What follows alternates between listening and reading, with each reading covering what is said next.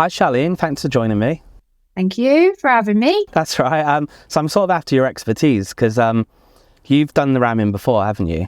I have, yeah, a few years ago. And I know you sort of followed my progress with ghost hunting and paranormal investigation and stuff. I'm pretty sure that you think I could be more open with things at times. So I'm kind of after some advice from you on what I should do, really. Like, can you suggest some experiments or some ways I could feel a little bit closer to the building or open myself up to anything that might be there? And what I would suggest is when you go to the building to knock on the door and go in and say hello, because remember that we're entering not our own space, we're entering somebody else's space. So you're showing respect and you're being polite. And when you're starting off anything, say your name, say why you're there, explain why you're there. Say that you mean them no harm is always a good thing to start off with.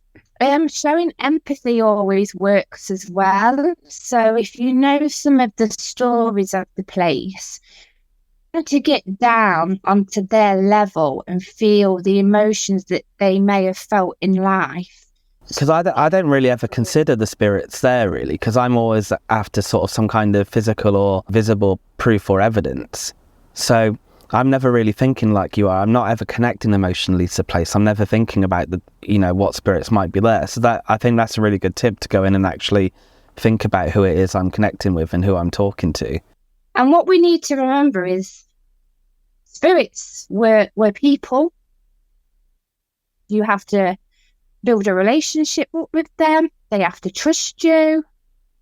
We're going into these buildings. They don't know us. But then if you show a bit of who you are and a bit of compassion, a bit of empathy, you can persuade them and get them round to doing things for you. So in terms of showing them who I am and my energy as well for the night. So I was thinking of doing some DJing while I was there. Well, after a good night in a pub, if a pub's normally haunted, the energy from the DJing equipment and the music and the atmosphere is normally what triggers the activity straight after they've locked up. Well, I just thought it's worth a try, because people go in week after week and they say the same old things. And I just thought, if I put on a show for them, that maybe that will draw them towards me and draw them out. I think my aim really is I kind of want to run out of there scared, because I want to experience that. Mm-hmm.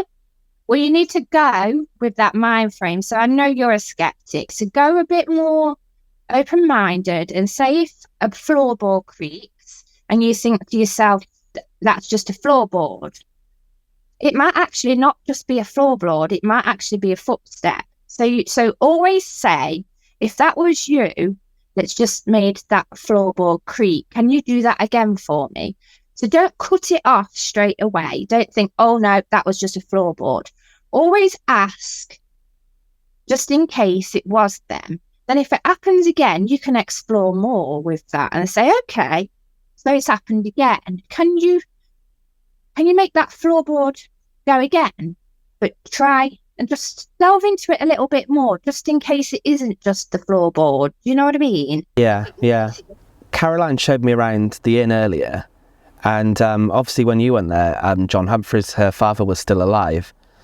Now, there's a possibility that John was so attached to that place that he might sort of still be lingering there. So I did sort of sensitively bring that up with Caroline earlier today and asked if it's appropriate to call out to John. Do you think that's a kind of possible approach to take tonight? Well, when you first approached me and asked me to do this, my first reaction was that I've heard it's been more quiet since he's passed, and would it be possible for you to call out to John? Because I don't know if the haunting may have gone with John, or John is maybe protecting it.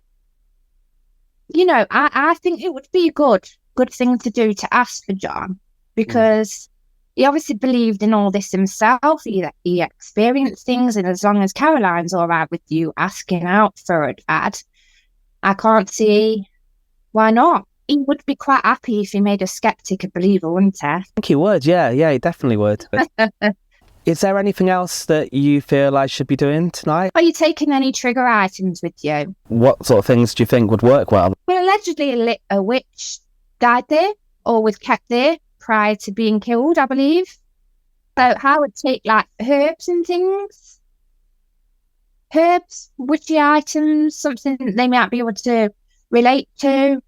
Yeah, that's a good idea. He's supposed to be a monk, so I'd take like religious items as well, so like a cross, and things like that with you, or holy water if you've got any, because that would be quite good for the more sinister side of the ram as well.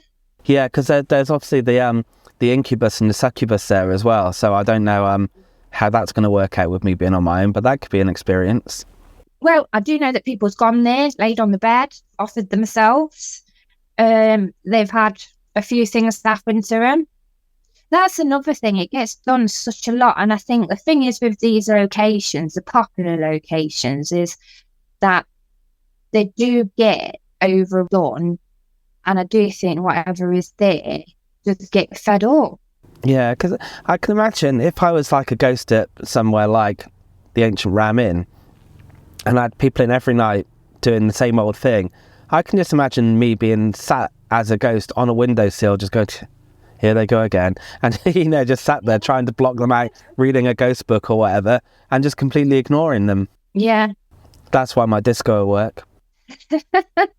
I also think it's important as well to mention to him that you're not there for any, fame, fortune, or gain from them. Well, I'm hoping, because that's very much what it is to me. It is very much about getting a personal experience. It's because I'm not an ego who runs a ghost hunting channel on YouTube or anything like that. It's, even if I got a monk walking past the camera at the Ancient Ram Inn, I still think that evidence is completely worthless, because people would think it was fake. If I'm there on my own and it's one camera, there's no way I can prove that is real and not doctored, or it's not a shadow, or it's not some other explainable explanation. So as much as I know that any evidence I capture tonight might be real, I still don't think it really proves anything when people watch it back in the video. So the aim of this isn't to go and get evidence to convince people, is for me to have an experience and try to understand what other ghost hunters are experiencing when they're kind of in these places, really.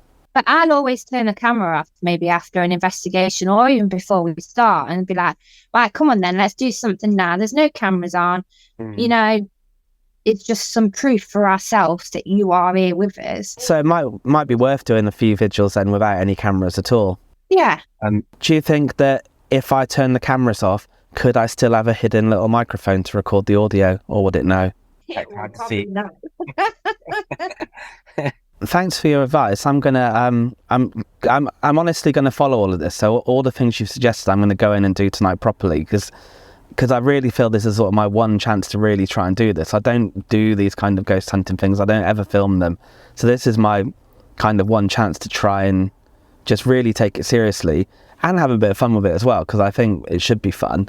But just really try and sort of make a connection tonight. So thank you for your time and for your advice.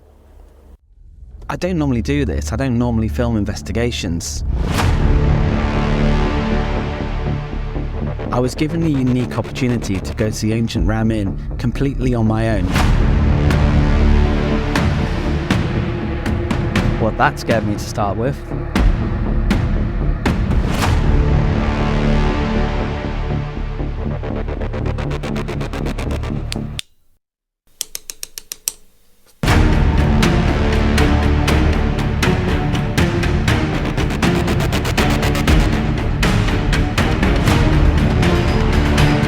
Witch's room, make some noise! Gonna set up some trigger objects. What will it be like spending the night at the Ancient Ram Inn? I am kind of nervous about it, because I think it's an endurance test as much as a test of my paranormal investigation abilities.